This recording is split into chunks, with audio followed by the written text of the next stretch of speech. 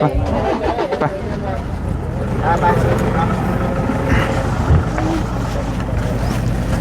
พุ่นละอยู่บ้านนุ่นชันพุ่นละพี่น้องเลยว่าอยากเข้าไปนี่แหละเพราะว่าที่ว่าหลายคนก็เห็นในคลิปนี่เพื่อนเราพี่น้องเลยเนาะมาคุยกันอยู่นี่แหละโดยได้ตั้งมาเบ้ามานั่นกันมานี่มีข่าวกันพักมาโอเคเดี๋ยวหาผ้าเข่าผ้าปลาชูเพิ่นกินก่อนตอนนี้ก็มานำบัดทุกคนสบายดีเด้อถ่าร้นบ่โอ้มาถ่าแต่10 โมงว้าขอโทษขออภัยหลายๆเพื่อแวะชื่อลาบซีดเนี่ยว่าแวะชื่อลาบซีดลาบอันนั้นก็ได้ชาตินิดนึงเพื่อนนั่นเพื่อนนี่ง่ายจนเขาจะมาเข้าวีกับมึงเดือนเลยลูกไผ่เจ้าไปบ่สร้างหยังบ่งามแล้วเจ้ายอมเฮ็ดหยังขอถามเจ้ายอมเฮ็ดหยังแต่เจ้าเป็นยังบ่แจ้งอำนาจการปกครองแจ้งเฒ่าแจ้งแก่เด้นี่มันเป็นนะนี่ลูกไผ่เฮานี่เฮาบ่พอใจมันผิดต่อฮีต่อครองบ่หรือบ่ผิดมา200,000เนาะฮะมาตัวเขาแก้นะนึงวันนี้ฮีครองบ้านเมืองมีหยังว้าวมาอันนั้นคือหลักการบ่แม่นสิเอามาแก้กันลอยฮอดมือว่าข่อยอยากเว้าอยู่แต่มันหมู่บ่ให้เว้าลูกไผ่เจ้าไปบ่สร้างหยังบ่งามแล้วเจ้ายอมเฮ็ดหยังขอถามเจ้ายอมเฮ็ดหยังแต่เจ้าเป็นยังบ่แจ้งอำนาจการปกครองแจ้งเฒ่าแจ้งแก่เด้นี่มันเป็นนะนี่ลูกไผ่เฮานี่เฮาบ่พอใจมันผิดต่อฮีต่อครองบ่หรือบ่ผิดมา200,000เนาะฮะมาตัวเขาแก้นะนึงวันนี้ฮีครองบ้านเมืองมีหยังว้าวมาอันนั้นคือหลักการบ่แม่นสิเอามาแก้กันลอยฮอดมือว่าข่อยอยากเว้าอยู่แต่มันหมู่บ่ให้เว้ามันเป็นหยังไผบ่ให้เว้าอันนั้นคือหลักการมื้อที่เดือดร้อนแล้วเจ้าต้องเว้าอีแท้ไปมาโชว์เฮาเป็นหมู่ลูกไผ่เจ้าไปบ่สร้างหยังบ่งามแล้วเจ้ายอมเฮ็ดหยังขอถามเจ้ายอมเฮ็ดหยัง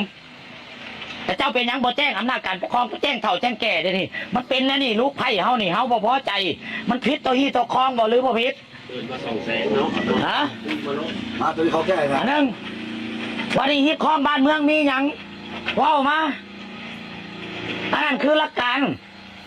บ่แม่นสิเอามาแก้กันลอยฮอดมือว่าข่อยอยากเว้าอยู่แต่มันหมู่บ่ให้เว้ามันเป็นหยังไผบ่ให้เว้าอันนั้นคือหลักการมื้อที่เดือดร้อนแล้วเจ้าต้องเว้าอีแท้ไปมาโชว์เฮาเป็นหมู่อ้าวหมู่เป็นหยังจะบ่ฮู้เนาะบ่ฮู้แล้วมันไปเวียงจันทน์มันไปเลยมันไปเลยมันจังจะบ่ฮู้เขาถามจะเป็นหยังจะบ่ฮู้ว่าอีแท้ไปจักบักไล่ป้าบักไล่นี่เอ้าคันเว้าแท้ๆนี่บักไล่เอากลับไปนี่ถามใบยาห้างระหว่างบักไล่กับอีแท้อีกบอกกี่เล่าอีเตมันตัดปัญหามันว่ามันไม่ได้อันนั้นคือเอาหลักการมาเว้าแม่นบ่ลุงลีไปเว้าได้มันเว้ามาเลยอันนี้คือเอาหลักการมาเว้าอีแต่บ่เอากระเซ็นมาเห็ดใบยาห้างกับบักไลกันมันเนี่ยยายหอดกระเดียตั้มมันจะฮอดแม่นบ่สมุนมาว่าเวลาเดือดร้อนนะมันฮอดเวลาบ่เดือดร้อนแล้วบ่ฮอดเอาแม่คิดหรือถือว่าเตียงจะเว้านี่คือเวลาเฮาเว้าแล้วเด้บัดนี้เพราะว่าเขาตัดจีนไปนี่เว้าไปนี่แต่ต้นหน่อยว่าเฮาพร้อมบ่นั้นพร้อมบ่นี่บ่ว่าอย่างฉันจังที่อยู่เขาได้ให้เราเอาซะแต่เต็งนี่ตัวคิดว่าเต็งมามีปัญหาบ่ตัวได้ไรตัวลองว่าผมดูตรงบ่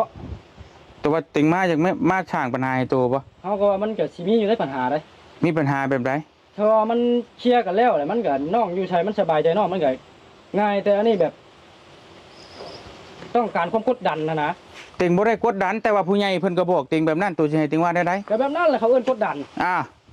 แต่เต็งมีชวนได้ชวนเสียงั้นนำตัวเต็งถามตัวนี้มันก็บ่มีอยู่แล้วแหละนี่แต่ว่าน้องก็บ่ได้มีหยังชวนได้ชวนเสียไว้เลยแหละได้ถ้าสมมุติว่าเมียตัวได้ตัวอยู่นี่ตัวก็ได้มันเป็นหยังสิบ่ได้บ่คันอยู่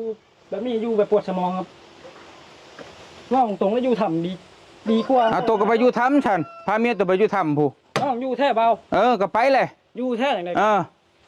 บ่อยู่ดอกเครือหลังนี่นะว่าตรงๆบ่อยู่ก็บ่อยู่ก็สิว่าหยังน่ะบ่อยู่เลยกลับไปกลับแล้วเดี๋ยวนี้ตัวเว้าได้บ่บ่อยู่เด้อบ่อยู่โอเคนี่รถอย่ามาใกล้ติงบ่ได้อยากมาใกล้ตัวดอกนะบ่มาก็มาให้แต่งฉันเอามานี่คุยเรื่องดินนี่แล้วได้หมอนี่สร้างเป็นแท้นี่ติงมาคุยไก่เกลี่ยให้โตได้ไก่เกลี่ยเฮียนี่อ้าวเย็นมัน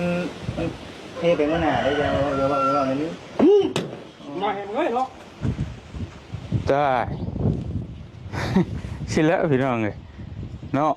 น้องขอแล้วแบบนี้เอาแล้วออกไปไกลไปบ้าง โอ้ยอย่าบอกในนั้นน้องอย่าบอกในนั้นอย่าบอกในนั้นได้ลำบากนี่ไปอีกาเข้ามาเตี้ย ได้คุยกันในบ้านแล้วเดี๋ยวเอาพ่อบ้านมาคุยแล้วให้มันจบเบิ้งว่ากับเฮาฟังตัวนี้ก็ มันเฮ้เป็นมื้อหน้าได้เดี๋ยวว่าในนี้ เบิ้งเฮ็ดแต่เฮาอันนี้ฮะอันนี้คือเฮาบ่ได้มาอยากได้หยังเฮาบ่ได้มามีแต่เฮามาช่วยแต่ว่าเฮ็ดเฮาเฮ็ดใส่เฮาแบบนี้ มันแบบว่ามันเฮาอ่ะน้องนุ่งนี่ที่จริงหักแพงโตคือน้องคือนุ่งแต่ว่าจริงบ่จักคงเว้านะเนาะอีหลีสิ่งที่ให้ยากที่สุดในบรรดาคนมนุษย์เท่านี้คือให้อภัยให้เงินให้ทองยังบ่ยากแต่ให้อภัยนี่ยากตัวลองคิดดูมีคนที่มาทุบตีหัวโตนี่โตที่เป็นยิ้มแย้มโตที่เป็นอารมณ์ดีใช่เขาตัวว่าเป็นไปได้ง่ายเมื่อตัวมันก็บ่ง่ายแต่อันนี้ผมเป็นยังสิ่งที่ให้อภัยโตเนาะที่จะไปเฮ็ดกับไผเด้อเอาในนั้นแหละเบิ่งแยงลูกเมียแล้วยังเป็นแบบนี้ ปากได้บัดนี้เนาะ โดย